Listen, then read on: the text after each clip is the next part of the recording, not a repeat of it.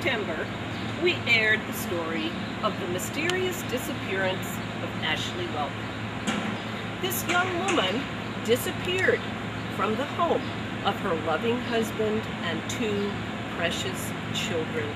An educator, a mother, an example in her community, vanished. This young woman disappeared from the home of her loving husband and two precious daughters. An educator, a mother, an example to her community, vanished. We only have 4 minutes. You're the people that wanted to talk to me about Ashley, aren't you? Well, I don't know. We hung out quite a bit last summer. She and I participated in a national writing project together. And I was sort of surprised the day she shared her story about when her daughter was locked in the bathroom. I mean, really, that was an awful traumatic event.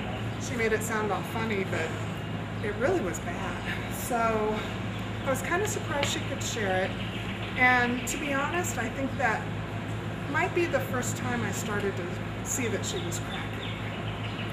I've known Ashley for a year and a half in the garden and on the golf course.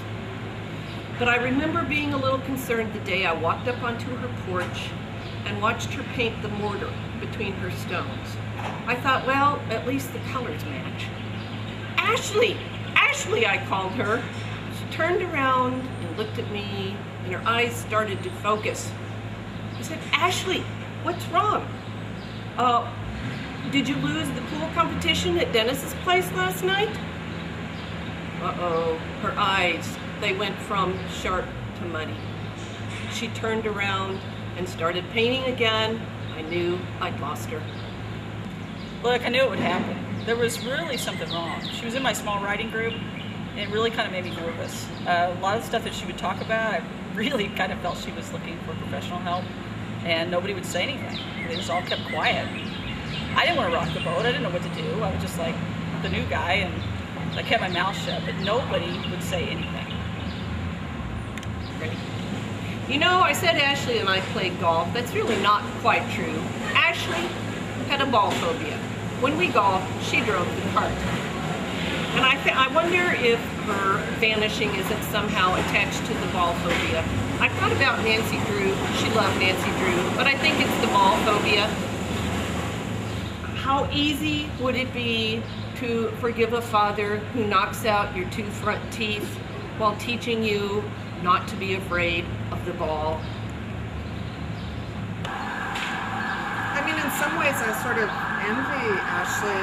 I mean, what mother of toddlers hasn't at least thought about running away? I just have never had the guts to do it. I remember when my kids were small, sometimes I'd fantasize about how I was going to get some help with all this work, and sometimes all I could think of really, here, I'll show you.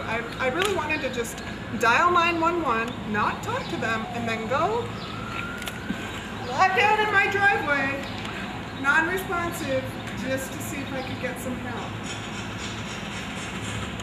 You know, it's kind of like a social psych experiment, you know, where the lady gets murdered in the street and there's like 14 people around and they all witness it, and all they do is just shut their doors and the windows and they all ignore it and nobody says anything, and the lady's left to die. It's a little bit kind of how I felt looking onto this whole thing. Wait. Miraculously, this story has a happy ending. How about that one take? I got it. Really, I was inspired by Michael Student's piece about tightroping over sharp coloring. I was so unhappy before. The kids were reading, Sam was making money. I just knew something had to give.